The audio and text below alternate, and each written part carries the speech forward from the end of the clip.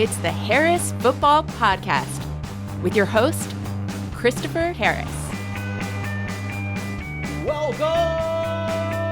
Hey, everybody. Welcome in. My name is Chris, and you should have your officially licensed Harris Football helmet. Put it on. You're going to need it for this show. It's going to be a tough one. Hello there, everybody. I hope you are doing great. I appreciate you being here. If you're crunching those spreadsheets, if you're lifting heavy stuff at the gym, if you're cooking dinner and listening, I love you. I see you. Let's get going today in wonderment. What the heck's going to happen? I don't know. I don't have any answers for you yet. Is Josh Jacobs playing on Sunday? Is Jaylen Warren playing on Sunday? Is Joe freaking Burrow playing on Sunday? I'm recording this real early, my time, on a Thursday morning, and I don't know any of that. We will all find out together. Lots of uncertainty for our lineups, and the news will trickle out soon. Fortunately, we have a Friday podcast to reconvene and talk about all that stuff. So for the moment, how about some chuckles? Time for your snarky email. You know what time? That's right, Robot, tell you it's time for some snark. Hey, listener, stop what you're doing. Send in the snark and just keep it humorous. Yo, listener, stop what you're doing. Absolutely. Send in some snark. Just make it humorous. Luke Hill, are you out there? Say hi if you're out there. Love you, Luke Hill. I love getting all of your emails. I get a bunch of nice ones, and please do send those too. It's a long season. It's wonderful to hear from you when you enjoy the show. I love them. That's great, but I also mostly don't read those on the show. Instead, I do tend to read the ones that make me look like a doofus and make us all laugh. Hey Harris at harrisfootball.com, and please let me know where you're writing from. For instance, Kyle Kelly from Indiana. Hey Harris, I've already crashed my car. I'm lying in a ditch somewhere, listening to you tell me, don't crash your car. I'll put our list in the show notes. I'm shaking my head, thinking, if only he told me earlier in the episode. Literally, every time you tell me not to crash my car, it's 45 minutes into the episode, and then, lying in the ditch, I think, why is there not a drop or a mixtape commemorating this tomfoolery? Oh, but Kyle, there is.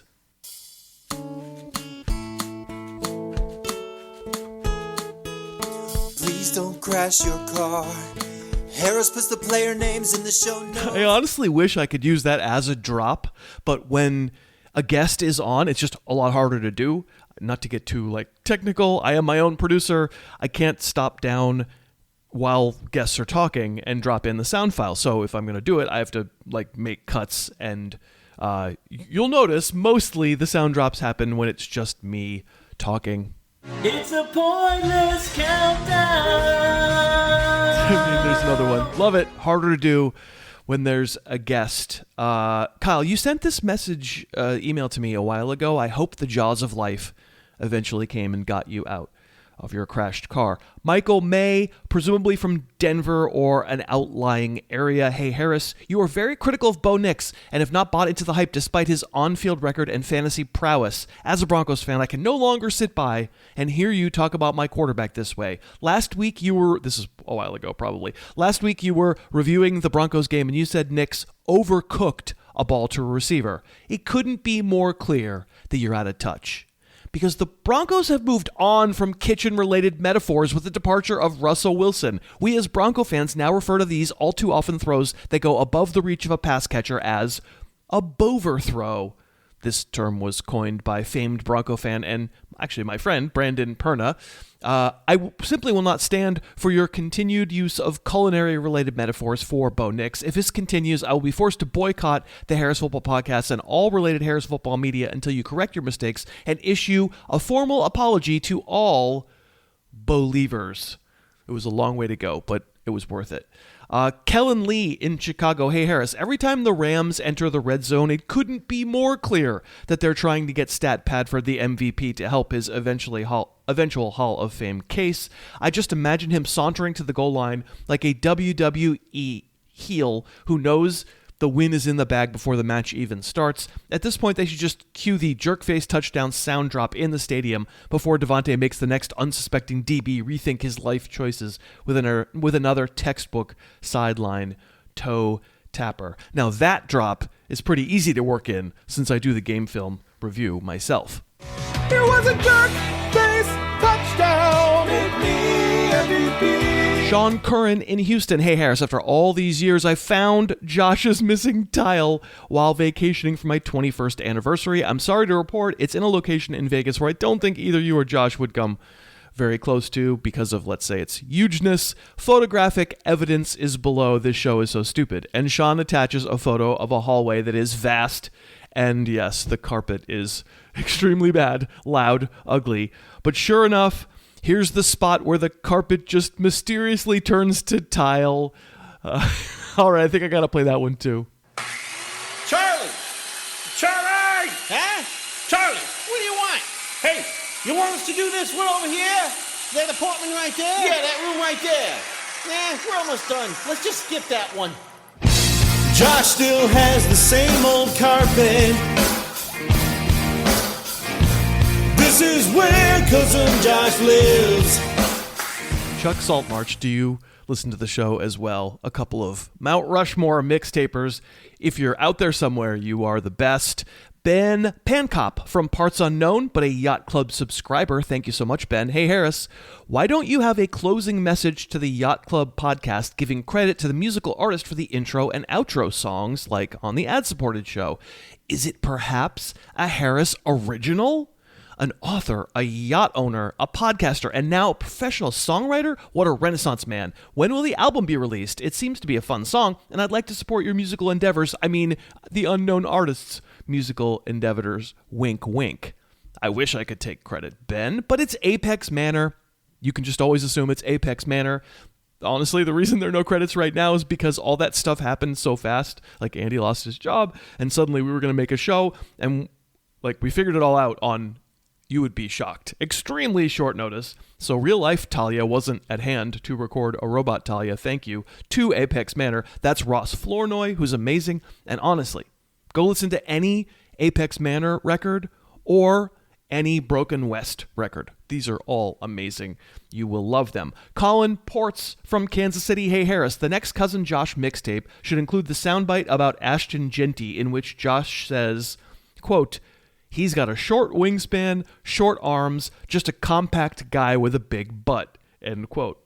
I like it, Colin. And frankly, that's almost a description of Cousin Josh himself, except for the big butt. He is definitely a compact guy with a short wingspan and short arms.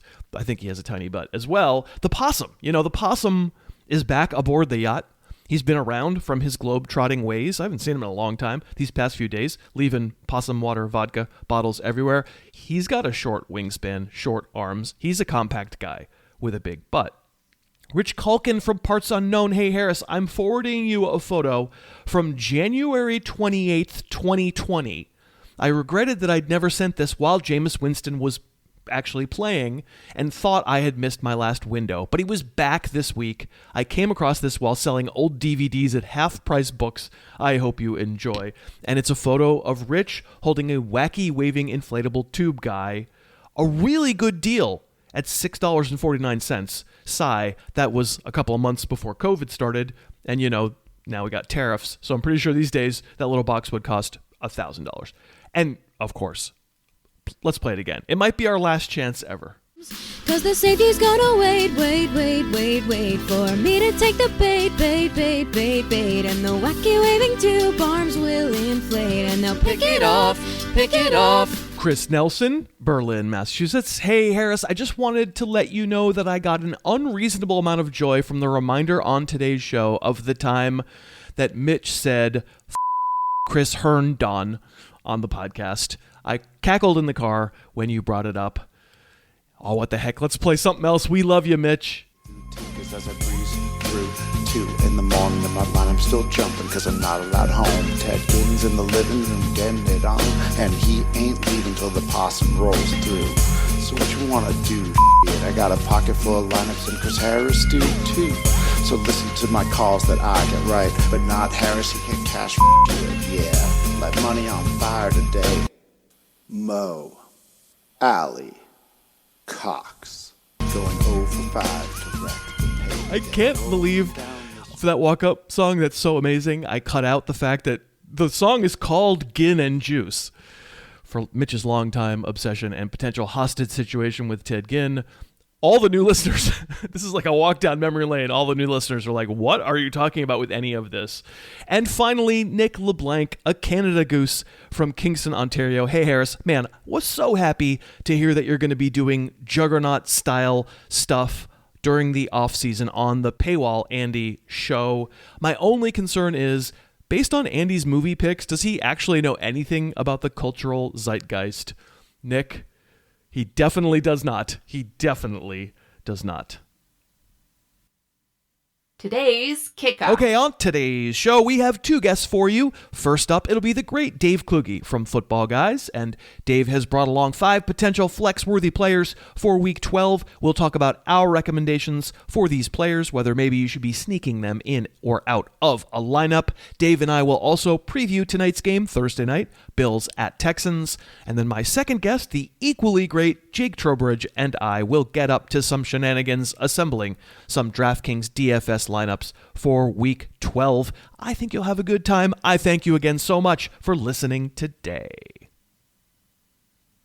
We are sponsored today by Pre-Alcohol from Z-Biotics, the world's first genetically engineered probiotic, developed by literal PhD scientists to help you tackle a rough morning after you've had some alcohol. And it works. I do not drink alcohol without drinking Pre-Alcohol from Z-Biotics first. And if you don't believe me, give it a try. See if it works for you. And if it doesn't, they have a happiness guarantee. They will make it right. I did a guitar Zoom with my Austin friends, including Craig Clark. Speaking of old DFS guests on the show, last Friday night, some old fashions were imbibed, but I drank Pre-Alcohol first, and I felt fine on Saturday morning when I kind of shouldn't have. When we drink alcohol, it gets converted in the gut to a toxic byproduct, which is the culprit for why we feel bad in the morning. Pre-Alcohol breaks this byproduct down before it gets downstream. Make Pre-Alcohol your first drink of the night. Enjoy responsibly. You'll feel your best in the morning. Holidays coming up. Give it a try. And I can get you 15% off your first order at zbiotics.com/Harris. Use the code Harris at checkout. 15% off. zbiotics.com/Harris. And use that code Harris. Today's guest. Oh, I need to set my lineup right.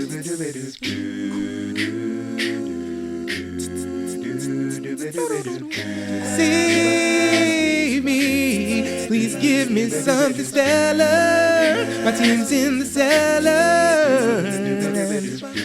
Maybe RB or wide receiver. Help me discover which one I need. Cause when it is mid-season, I want legs. Time to our flex. FLEXUAL healing. Hey Harris, give me some advice. It is, in fact, time for some FLEXUAL healing, and to do that, we're bringing aboard Dave Kluge, the wonderful Dave Kluge from Football Guys. You can hear the many podcasts, something like 9 podcasts a week that Dave makes for Football Guys, and I'm not exaggerating. A lot of our other friends are on with him. It's such a pleasure to get him on. He's very busy. Thanks for being here, Dave. You know what? I could always find time for you, Chris, because, peek behind the curtain for those listening. You get to record bright and early in the morning. Most people like doing like the late morning, afternoon. This is lovely for me. I get to wake up, drink some coffee, start my day off talking with one of my good friends. So always able to find time to hop on this show, Chris. Well, thanks. Yes. The sun is up now. As the Paywall show people know, I have a hard time figuring out when the clocks change, whether the sun gets bright or not at certain hours in the morning. But we're real early, but the sun is up on aboard the yacht. Your task here, as has been the format for this season, bring 5 names. You've already done it like twice. Bring 5 names that people might be considering in a flex spot for Week 12. I don't even know who they are, but we'll have a little chat about each of them. Who do you want to talk about first? I'd be shocked if you haven't already talked about the situation this week, but the New England running backs, and most specifically Rhamondre Stevenson, they've got a great matchup this week going up against Cincinnati. And obviously you want to start your running backs against Cincinnati. And so much of this is just going to be us prognosticating, right? Like we don't know what Mike Vrabel's plan is, but it certainly seems to me like the cat is out of the bag with TreVeyon Henderson. And there was so much early in the year where they were riding him hard and pulled him off the field. And he'd have these weird games where he'd only get a few touches, but we have heard Mike Vrabel just gushing about TreVeyon Henderson over the last couple of weeks. Now, is that coach speak? Does he really like what he sees?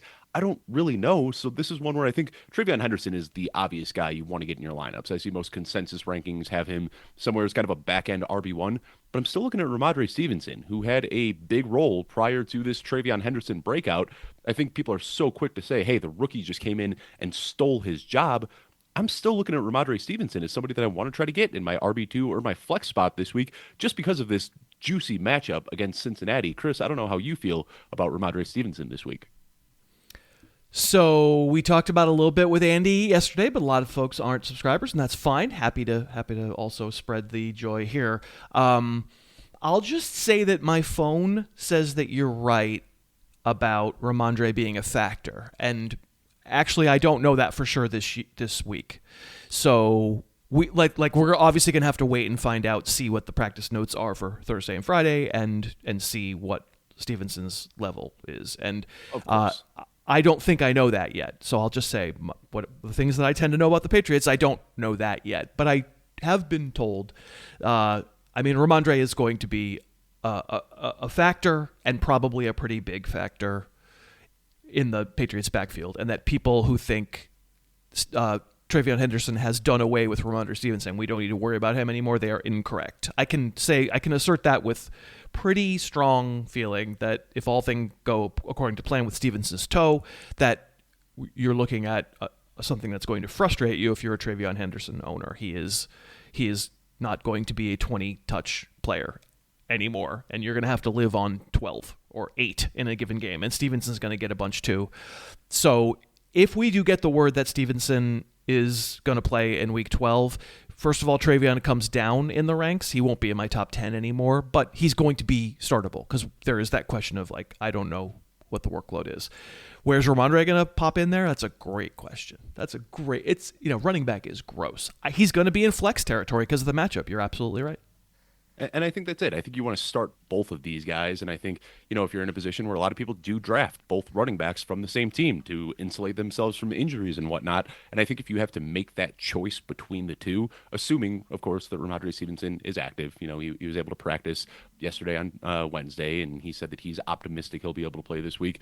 Do you think it is crazy, though, to prefer TreVeyon ahead of Rhamondre Stevenson? I could even see more work going Rhamondre Stevenson's way, but the way that they're trying to use TreVeyon, getting him outside the tackles where he can showcase that speed, I feel like the upside is so much higher for him, even if he is only getting, 40% of the touches. I don't think it'll be 40% to start. I don't know. I totally think real. You don't have to keep faxing me game plans or anything, but I know that Stevens is going to play. Henderson is the one for this week. We don't have to worry about next week. Let's worry about what it looks like this week. And Henderson's the one who we know is healthy, and he's the start, no question. It's probably more than 40% workload. The big risk would be Rhamondre. That's the risk. We could be getting a get your toe wet, get your feet wet, kind of game, and you get 6 carries, and you're like, oh, cool. That was my flex. Awesome. You are definitely taking a chance. But yes, for this week, it's Henderson. Probably for the rest of the season, it's Henderson. It's just that Henderson and Stevenson might wind up being kind of close in your ranks, and we don't have to decide now. We'll find out when we find out. And they have a week 14 bye. By the fantasy playoffs, we'll find out. Who do you want to talk about next? We talk about how running back is gross this week, so I'm bringing a couple of gross running back situations here. And this isn't just one guy because I have them so close in my rankings: Zonovan Knight and Michael Carter. They're both very similar backs. They're both a bit undersized. I don't think either can really shoulder a full workload here. So I expect them to split touches. And I'm just looking at this one, I think that we probably see Bam Knight getting a little bit more run here just because, he plays with this pop and this burst that we want to see from these guys. He seems like he's more of a Drew Petzig running back. Michael Carter's more of the get out in space, do things like that. you look at what Vegas is implying in this game, it should be a pretty close game against the Jaguars. So I don't think we're looking at any, running or game script that's going to have them airing it out and throwing the ball a lot like we've seen over the last few weeks. But I think this is one I want to talk about because when Amari DeMercado was healthy, it was just kind of like avoid all of these running backs. Like this is a gross three-headed committee on a team that isn't scoring that much. But now we've got one of these running backs potentially out of the equation. And it's not this really gross offense anymore. Now we're seeing Jacoby Brissett put up points and march the team down the field. So to me, it feels like they should both kind of be RB4s, but given what we've seen from the Cardinals over the last couple of weeks, I do want to find a way to try to get these guys in my lineup, but I also don't know how high I'm putting them in my rankings. And when I start looking at like, okay, well, I want to bench this guy for him, there's nobody I really like want to bench to get them in my lineup. So it feels like there's opportunity here, but I can't get them high in my rankings, and I can't really find ways to get either of them in my lineups either. Yeah, that's a tough one. I think people are going to... I don't have any Cardinal running back above 34. I have Tony Pollard above them. That's pretty disgusting. Yeah. So this is a flex. This is one where you're like, I'd rather set him. I'd rather not. I mean, we have the outside possibility, I guess, as of our talking right now, that Trey Benson, because his practice window was open, that would obviously change the equation.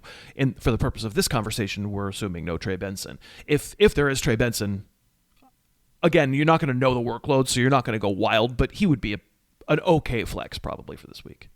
Yeah, he'd fall if Trey Benson does play around RB30 for me, which is higher than the RB37 and the RB41 right now that I have for Knight and Carter. But I'm not like a mechanics expert or anything like this, but I did see a clip of him at practice yesterday, and he still looked like he was a little bit ginger. Not putting the full weight on that leg. So I don't know if he's going to be back this week. But like when I'm looking at Zonovan Knight and Michael Carter. The problem really has been that they have been ceding so much of the valuable passing down work to DeMercado. And now it feels like with DeMercado not there, like these guys should be starters. But if we're looking at a 50-50 split, you're kind of just hoping one of them falls into the end zone, right? And I don't know who that guy is going to be. Yeah. And I'm honestly not totally sold that it's suddenly this really productive offense. I mean, the numbers have looked good because they've gotten absolutely slaughtered the last 2 weeks. Right. And they've had, they've had the Bortles catch-up numbers that you go, I mean, Michael Wilson was having a good day even before it was a blowout. So I'm not saying him, but a lot of it, Jacoby Brissett, like a lot of it was, kind of fake. We call it Basura time. So yeah, I'm kind of with you. I think if we get all positive stuff on Rhamondre, is Rhamondre above the Cardinals running backs for you? Yeah, right now I'm ranking it as if Rhamondre Stevenson is going to play, and I'm expecting not to be limited, but like probably not what we saw before the injury. I've got Rhamondre Stevenson right now at RB33, Zonovan Knight at RB37, Michael Carter at RB41, and then, just because you threw Tony Pollard out there, yes, I have Tony Pollard ahead of both of the Cardinals running backs as well. Yeah. All right, who's next on the list to talk about? This one's tricky because we don't know if he's coming back from injury or not, but Brian Thomas Jr. And I don't have a lot of Brian Thomas Jr. shares. It's not. Oh, I'm sorry. Brian Yes, Thomas yes. Senior? Just Brian Thomas. Yes, we don't talk suffixes on this show. I'm sorry. Yes, Brian Thomas. I don't have a lot of Brian Thomas Jr. shares, but I bought you said it again. You can't do it. You can't do it. I'm sorry. It's just. Brian I'll stop interrupting. I don't have a lot of Brian. I'll stop interrupting. I don't have a lot of Brian Thomas shares, but he was one of those guys that early in the season when things were really bleak, I went out and I bought low in a couple of leagues because that's just good practice, right? To like buy low on guys that are underperforming early in the season. And now, I want to try to get him in my lineups, but one, he could be limited if he comes back after suffering this ankle injury. Two, we don't know how he's going to coexist alongside Jacoby Myers. And three, he just wasn't that good to begin with this year. He hasn't been separating. He hasn't been drawing targets. He hasn't been making the big plays, all the things that he did last year. So maybe this is me just asking for your advice, Chris. A couple of leagues that I have him, I want to get him in my lineups, and I'm planning to start him, but I am terrified. Where would I put him if he was back? I think that ankle injury was probably undersold to us because it was the end of the Raider game. It was, tied going to overtime. He didn't appear in overtime, but he had played the last play of regulation. But I think it was a high ankle sprain, and they just, those are brutal, and you just don't come back from those in 2 weeks or 3 weeks or whatever. I bet you he doesn't play. But I'm not actually going to bet because I don't know anything. But let's presume that he will. It's such a hard it's a different injury, but Ricky Pearsall last week, like, he's finally back. Oh, wait, it doesn't, it does feel like I would probably be on the sit side of Brian Thomas if I had other options for this week, because that in the range of outcomes is that get your feet wet, get your high ankle sprain wet. Gosh, I mean, it hurts Parker Washington and what's his name? Jacoby Myers. I don't think I would get him in the top 30. It would be right outside my top 36 or so. Did you rank Brian Thomas as though he were going to play, and like you could give us his wide receiver rank? I do, yeah. And I've got him at wide receiver 25. So, wide receiver 25, that technically makes him a wide receiver 3, part of the infinite sadness here, where he's just lumped in with all the other guys that we don't feel great about. And I'm maybe a little bit more optimistic because he practiced last week and they said he was, questionable going into the game. He got that, 2 a.m. on Saturday or Sunday morning saying that he's not going to play, but back at practice this week, it sounds like they're pretty optimistic that he can return. So I think just because he's already practicing for a full week, I think we might see him out there. And I think the real thing I want to talk about is how he'll coexist alongside Jacoby Myers, because I think this is a perfect complementary receiver to Brian Thomas Jr. And we were starting to see that happen with Travis Hunter a little bit, running those in-breaking routes, eating up the targets in the short area of the field. And I think that allows Brian Thomas to do what he does best, which is play out wide. And as you like to say, ride the rail, get these deep targets downfield. So I think that having Jacoby Myers could be what they need to help Brian Thomas perform better. But like I said, I'm still scared to get him in my lineup because it's just been a terrible season from him so far. We are sponsored by Thursday Boots. I talk about them every week. I love my Thursday boots. Believe it or not, today in Los Angeles, it's going to rain all day. We're having actual weather here, and it happened last week too, and you know what happens. I am absolutely wearing my Thursday boots to the coffee shop. I love them. And the pairs of Thursdays that I have are just about a decade old. I have more back in Massachusetts. I swear by Thursday boots. They're still in great shape. The weather is getting colder most places. Get yourself or someone you love a nice pair of boots. They are a great deal. They look like a fashion boot, but they have the durability of a work boot. These boots will last. They have lasted me for sure. If you're looking for a great gift idea, they have digital gift cards. Easy peasy. Give the gift of boots. I don't actually have a special code or URL to get you a discount. These boots start at $160. They're already a great deal. You can certainly let them know where you heard about them, but mostly check them out. They're great. ThursdayBoots.com. That's ThursdayBoots.com. Okay, we're back with Dave, and we are talking about some fringe lineup players. They've been good names so far. Who's the fourth guy on your list? It's crazy to even talk about this guy as like a potential flex play, but I've had a lot of start-sit questions about DK Metcalf. He is the wide receiver 54 over the last 5 weeks. He's averaging 3.6 receptions per game. So when I started getting these questions like, hey, I'm trying to set my lineup and I'm not sure. Should I go Khalil Shakir or DK Metcalf? Should I go Trey Tucker or DK Metcalf? And at first I was blown away, and then I started digging into it and I was like, okay, I understand the frustrations. And then you start looking at his entire season, and some of that early season lack of usage was masked a little bit by touchdowns. And of course we saw that huge blow up game when everybody woke up at 6:30 a.m. to watch them play in London. But those touchdowns are drying up now, and now we're starting to see the production not there. But when I'm looking at this, the Bears are such an obvious get-right game. And I know Jalen Johnson, Kyler Gordon, they might both be back this week, but we have seen this Bears defense, what they are especially susceptible to are big plays. Like, they play hyper-aggressive, they're going to try to force turnovers, they're going to try to get sacks, but because of that, they also allow for the big plays, which is what DK Metcalf does best. So I'm looking at it right now, like, he's being ranked as a consensus wide receiver 3. And I've got a lot of people asking me if they should bench DK Metcalf. And this is one of the guys that I think I'm just okay being well ahead of consensus on, just because of the matchup. We have seen time and time again this season, Chicago getting beat on these deep plays from receivers. So I see a lot of questions about DK Metcalf. And this is just me kind of saying, like, no, don't bench DK Metcalf. Like, still get him in your lineup. I've got him as a top 20 wide receiver on the week. I'm 24. It doesn't feel great. He's part of the infinite sadness goes up to like wide receiver 15, 14, 13. Like AJ Brown is a part of it this year, I think. It is. It's nonsense. It's such a hard position with the way the NFL is now. It was much easier when there were two guys on each team. You just, okay, do I want one? Do I want two? Okay, move on. I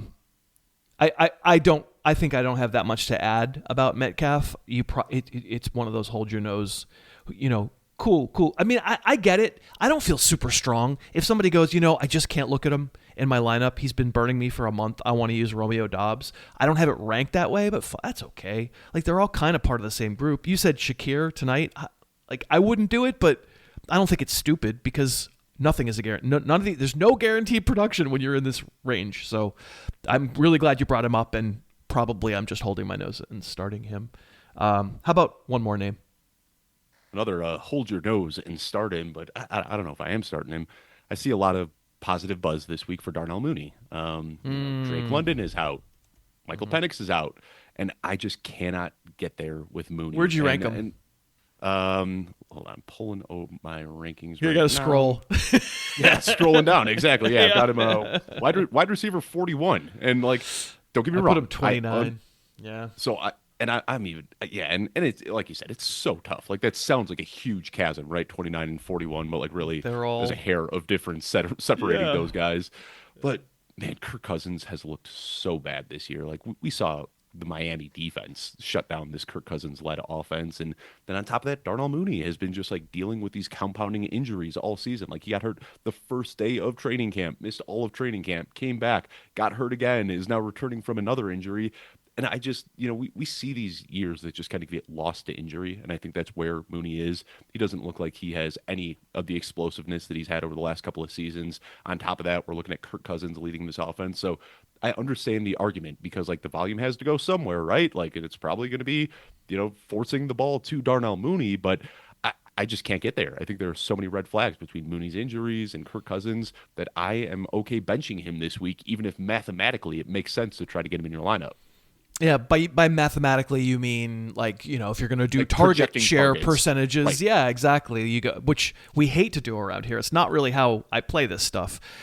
And so I want to be with you, and you're so right, and it's part of this same conversation of receiver being gross, that 29 to 41, I have no conviction of Darnell Mooney over Rashid Shaheed or Parker Washington if there's no Brian Thomas, or Wan'Dale Robinson or Jacoby Myers. Like, this is all the same group. They're all the same guys. I don't know. I guess the reason I gave Mooney the nod, we said this on the show yesterday with Andy, is there is still the lingering potential of a big play, of a blown coverage, and then you get the deep ball. And I think Kirk Cousins is like a professional quarterback, and he has not looked good, but he also, in this game, he got, it was cold and he had to come in and yada, yada, yada. Like, I guess if I compare him to a lot of the other names, we talked a lot about Andre Iosivas as another waiver pickup because of, well, in his case, not injury, in his case, because of spitting.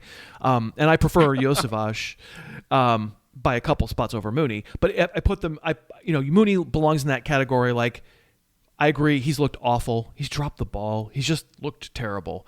But I need one play, and he is kind of like a one play kind of guy. So, like, if a lot of times people are looking at their lineup and they're going, all right, I'm in trouble here. I need the guy with upside. I would at least say compared to Jacoby Myers or whatever, there is more upside in him at least, but it doesn't feel good. That's for sure. And if I'm looking, like, if that's what I'm looking for is like the one play, I think I'd almost rather look at a better offense, like where maybe Matt Collins could have that one play, or Shaheed Burden, or Josh Downs, or Rashid Shaheed, right? Like, there's a lot of other guys that could have one play that are on offenses that I think are much more capable of producing an explosive play. Yeah. Well, we'll find out whether Kirk Cousins, I mean, this is the rest of the year. It's his last chance to stay in the NFL. We'll see if that offense winds up looking better with him. And just a nightmare scenario for Drake London managers. I mean, I think you were in on Drake London, Chris. I mean, I drafted Drake London in so many leagues this year, and this is just really tough to stomach, knowing how this is probably going to run out between now and the end of the season. Yeah, I don't have him anywhere because it's not the draft range where I would take him, because I'm usually going to take a receiver there. I mean, a running back there. But yeah, I mean, I do like him a lot. He's been a revelation this year for sure. All right, let's do a little Thursday night preview. We've got Bills at Texans, and just from a football perspective, the fun part of this game seems to me Josh Allen against this defense. the defense can't do everything, and the offense obviously doesn't have C.J. Stroud. It doesn't have an offensive line. So in the end, this probably just winds up being a Bills thing. But and really, there's not a lot of fantasy conversation to be had on the Bills side because it's three guys, and you can be the third Khalil Shakir. Good luck. I don't know. It doesn't always happen. It's Josh Allen, it's James Cook. They're both in lineups. But just from a fun football watching perspective, seeing that pass rush against Josh Allen, it's going to be really fun. Yeah, I mean, I can't remember ever seeing, like maybe if you go back to like the mid-2000s Patriots, where it's just like, this is clearly one of the best offenses in football, but there's like nobody we feel good about in fantasy. Like you got Josh Allen, you got James Cook, and the ball is getting spread to everybody out here. So like Khalil Shakir falls into that infinite sadness of the wide receiver 3, as you like to say, and you're starting him where you feel like you are kind of desperate for a flex play, but it is such a bizarre offense. And like, we see Terrell Shavers, and I get a lot of people asking me, like, should I spend all my fab on Terrell Shavers? Should I get Terrell Shavers in my lineup? And it's not like Terrell Shavers didn't come out of nowhere. Yeah, Gabe Davis, like Terrell Shavers, he's been a full-time receiver for the last month and a half. It's just the targets went his way, and he had a big catch last week. But now we've got Gabe Davis in the mix and Josh Palmer in the mix. I think this is just like an avoid all of these guys until Dalton Kincaid comes back, in which case you feel okay about playing him as a tight end. From a fun football perspective of seeing this good defense play against Josh Allen, I just wanted you to talk about that a little. Yeah, I mean, we are definitely going to see that. This is a good front seven, and they're going to get pressure on Josh Allen. But we know Josh Allen, whether you're dropping back in a prevent defense or whether you're bringing the rush on him, he's going to find ways to work around it. And if that's what they want to do is really bring a blitz-heavy package, then we could see these deep plays, but good luck knowing who they're going to. If it's going to be Gabe Davis or Terrell Shavers or all these guys, it is going to be a fun game. I think the main thing I'm looking at for a fantasy perspective is on the other side of the ball. It's Woody Marks, who I have ranked pretty aggressively this week. I think like there's a lot of questions about when you could or should start Woody Marks, and I think like this is the green light. Like if you've got Woody Marks, based on what we saw last week, based on the implied totals and the Vegas projections and all that, this is the week that you should be getting Woody Marks in your lineup. I'm 16, RB 16. That's pretty aggressive. I have him ahead of Chase Brown, ahead of the Seattle guys, ahead of DeAndre Swift. Where do you have him? Woody Marks? 19, so a few ticks below that. I prefer Aaron Jones, Breece Hall, Travis Etienne, but like inside the top 20, that means you're starting him in most leagues. And again, like if you're not starting him this week, when are you going to start him? This is kind of like the perfect matchup to get him started. Yeah, that Bills defense has had a really hard time against the run. Tampa, it was supposed to be it was a high-scoring game against Tampa, but they did it all via the run. I can't imagine you get the Sean Tucker game. It's like things got out of control. The Bills defense head was spinning, like it was just a mess. It won't be that, but yeah, I would be using him too. Clearly Nico Collins as well. It'll be fun one to watch. And of course we will talk about it off the top of Friday's podcast. Dave Kluge, you're great. Thank you for doing this so early in the morning. What a pleasure. You're at footballguys.com. Just follow Dave anywhere on social media. He's all over the various platforms, and you'll find all the links to the shows that he makes. And he makes a lot of them, so you'll have a lot more to listen to. Great to have you, Dave. Thank you for doing it. Yeah, thanks as always, Chris. Have a good day. We are sponsored by Pick 6 from DraftKings, a fun way to play tonight's game. Maybe you don't have any Bills or Texans on a fantasy team, but you're going to be watching. Make a little $5 pick set on the game. Really easy. You pick more or less of a stat for 2 or more players, build a pick set, and if you're right on all of them, you win. They're giving us one tonight. Josh Allen over under 0.5 pass yards. Let's take the over. And now all we need is 2 others. I'm going to go James Cook under 72.5 rush yards against that Houston defense, and Nico Collins over 75.5 receiving yards. Combine that with Josh Allen free square, that's $5 to win me $29.61. Plus, if you download the Pick 6 app and you use the code Harris, make that one $5 pick set, you'll get $50 in Pick 6 credits instantly. Give it a try, it's fun. Download the Pick 6 app and use that code Harris.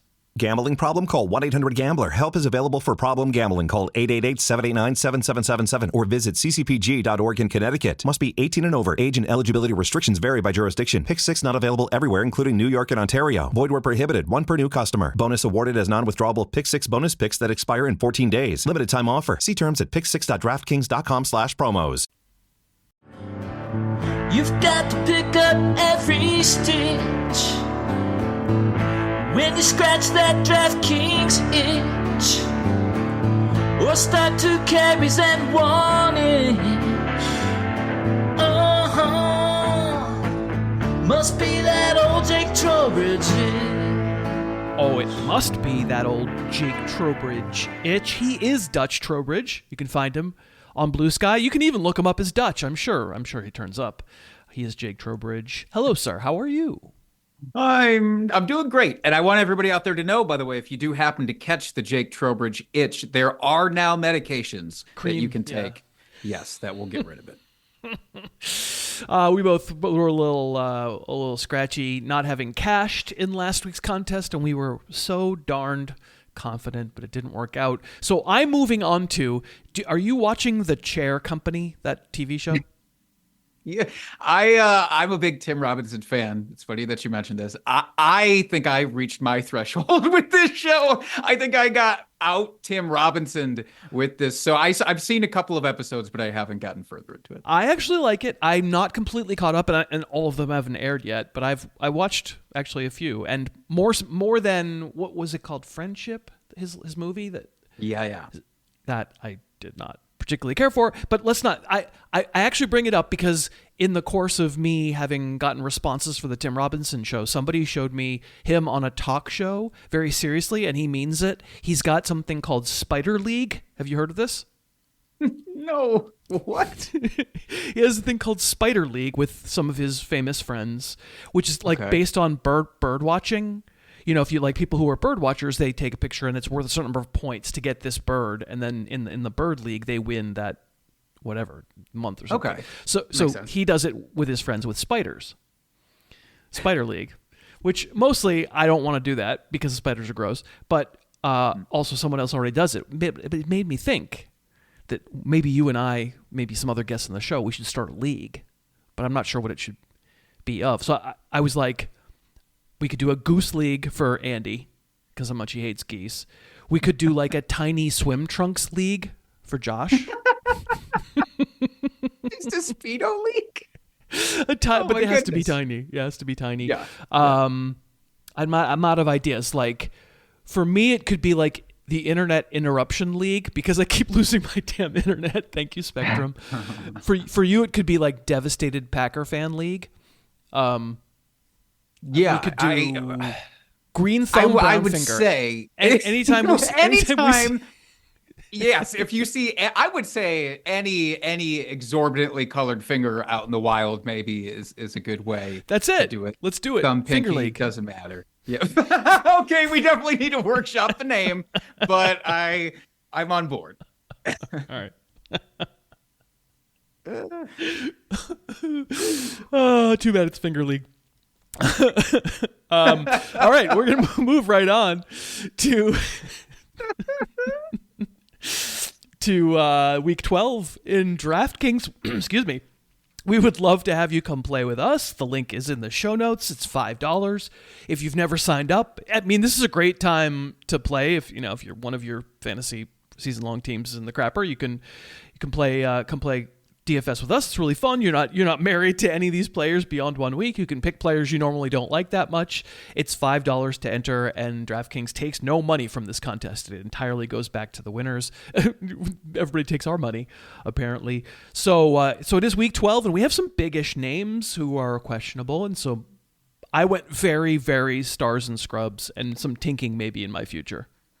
I was going to ask if you already expected to have to do tinking, because it's definitely the way that this is looking. There's like 15 attractive to a semi-attractive names on this list that all have some sort of injury designation and possibility to not play.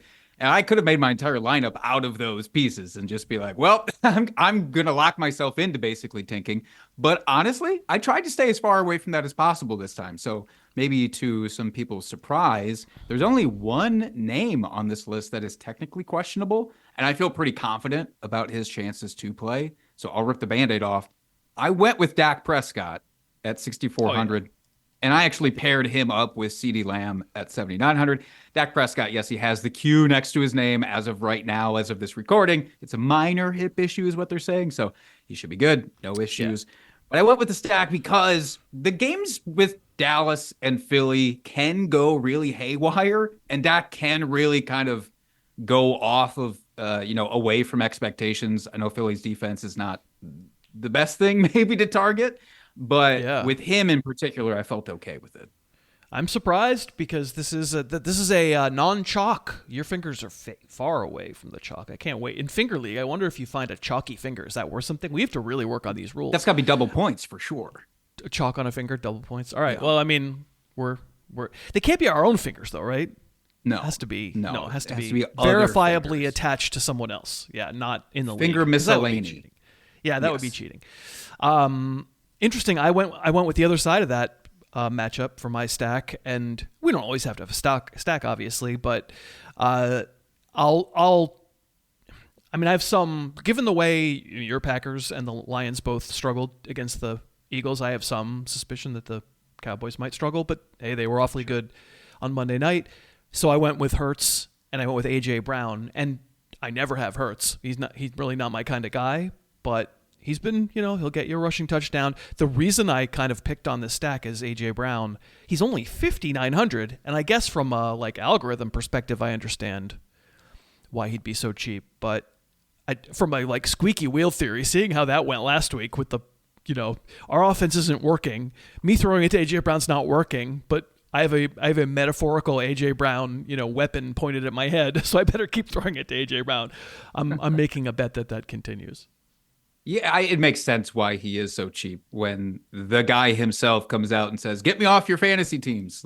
You can take that one of two ways, obviously. And that is, with his history, it makes sense. That is a squeaky wheel kind of comment. To your point, it was him and it was not Devontae Smith at all. I wondered if there was a part of me that I actually wanted to put Devontae Smith into this to say, okay, maybe that was a 1 week anomaly. Yeah, and he's the comeback circle around. But attacking the Dallas defense rarely goes wrong in fantasy at this point. It did last week. I got crushed, but let's hope a more back on the bike. More competent organization can make me look less stupid. I'll just tell you the studs that I have on this team. I have Jahmyr Gibbs against the Giants. I have Jaxon Smith-Njigba against the Titans. The 8,300 and 9,000. And by the way, all of these names for both of our teams are in the show notes. Please don't crash your vehicle of any kind, not just a car. Don't crash anything. Please don't crash your car. Harris puts the player names in the show notes. I feel like Gibbs, coming off of kind of a humiliation for that entire offense, gets right. The last time Gibbs got humiliated, they got him right in a major way. The Giants are clearly a spot where you can get right. JSN is simply, as Chris Raybon said on the show on Monday, the wide receiver one right now. And especially, if Jamar Chase isn't going to play this week, JSN very much is the number one. Tennessee's defense is good. Don't care. 50% target share among all wide receivers every single week to JSN. I don't have to sell people on that.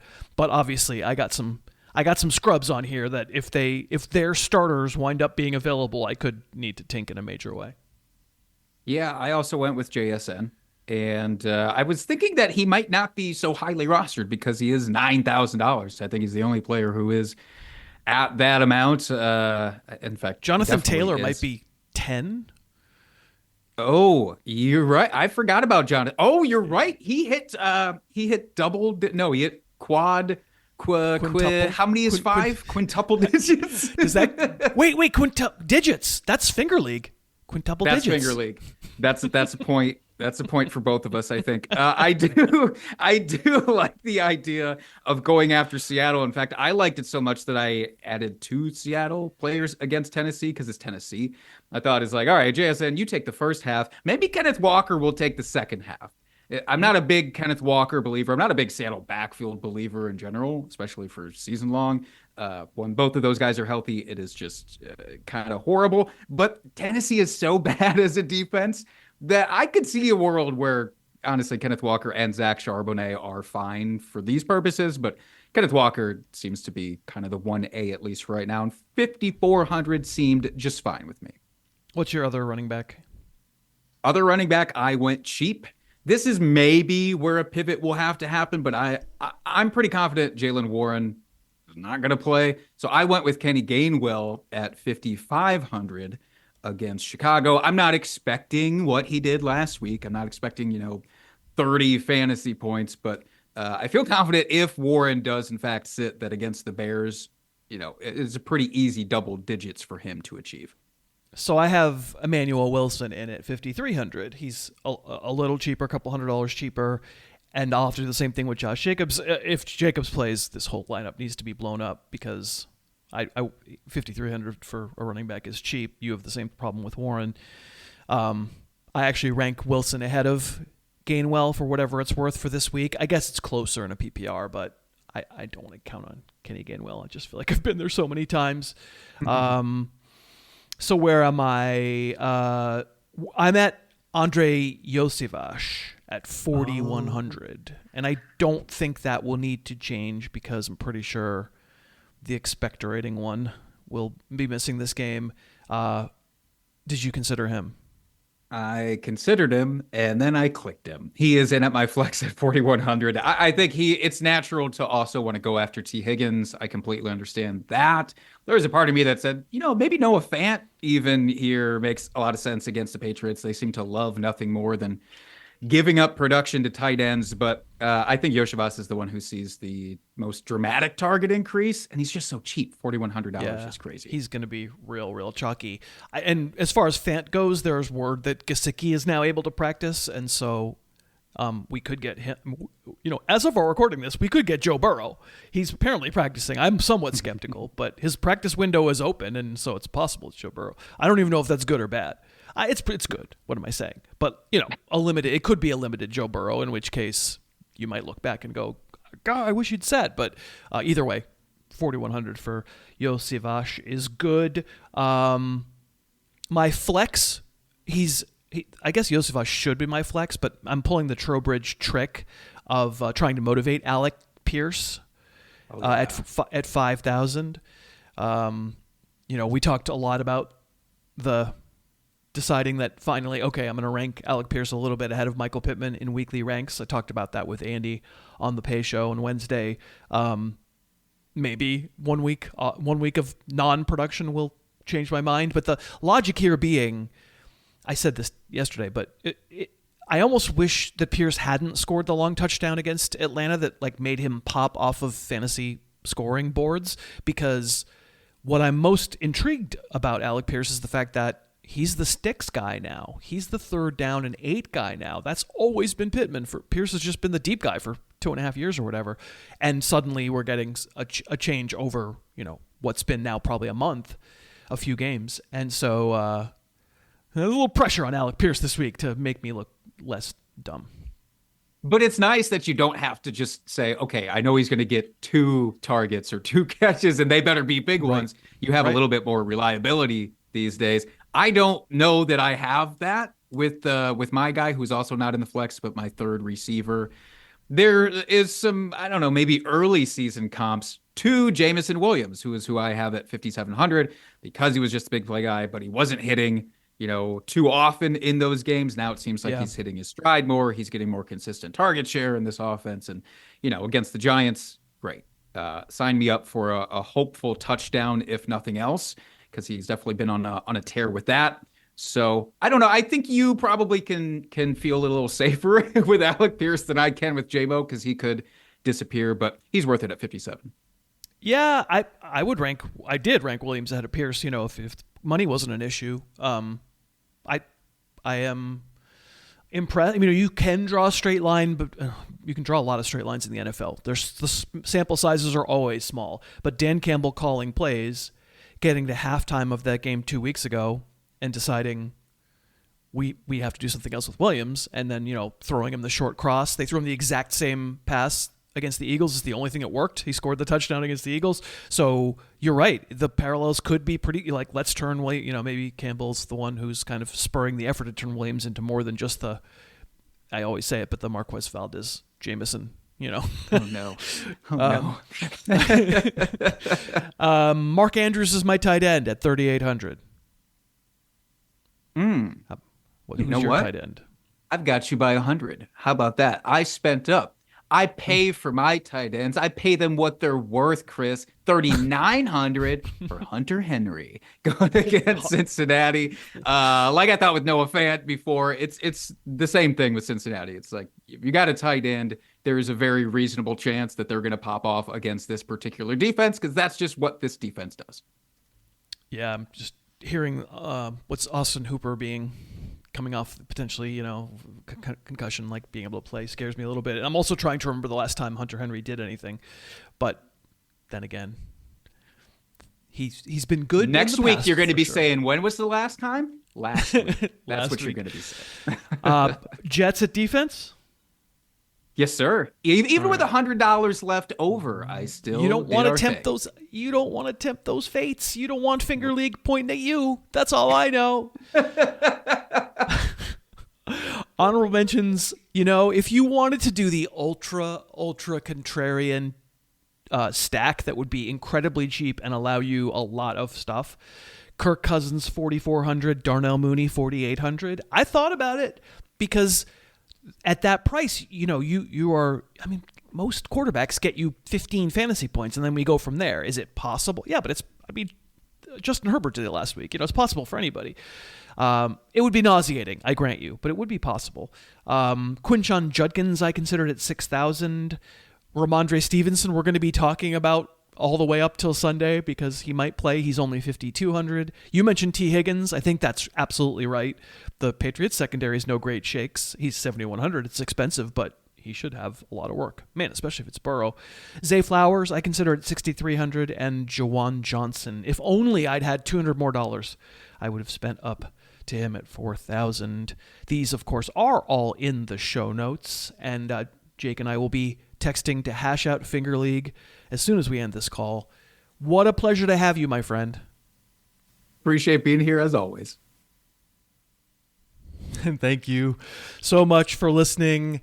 We have texted about Finger League. We're establishing rules as we speak. Let's thank the sponsors today. We had Z-Biotics, we had Thursday Boots, and we had Pick 6.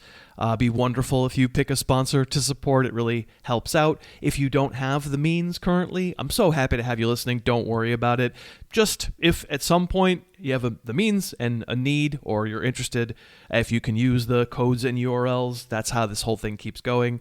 Give the gift of Thursday Boots, Z-Biotics for the holidays, Pick 6 just because it's fun, or any other sponsor. You can find details about today's sponsors in today's show notes, and all the current sponsors are at harrisfootball.com. That will do it for this Thursday episode. I appreciate you all so much for listening. We will watch this game tonight. We'll talk about it on tomorrow's show. And then, of course, the Prince of Darkness will also be here. Arrogance will be in the air once again. Cousin Josh will join the show. And Josh and I are going to do something a little different than the immediate stuff that we tend to do right now. The trade deadline special is behind us. So on Friday's show, Cousin Josh and I will take a look at players who we think will be worth more next year than this year, with kind of a dynasty flavor in the air. But it doesn't have to just be dynasty. Just the idea that a player will be better or worth more because of something in 2026 compared to 2025. So we'll each bring 5 lists that I got to go compile before we talk to Josh. That will be fun as well. Until then, thanks again so much for listening. Your hat is awesome. You're awesome for wearing it. I will talk to you tomorrow. The Harris Football Podcast's opening theme is Under the Gun by Apex Manor. The closing theme is Say Yes by The Wellspring. Subscribe to the podcast on iTunes and never miss an episode.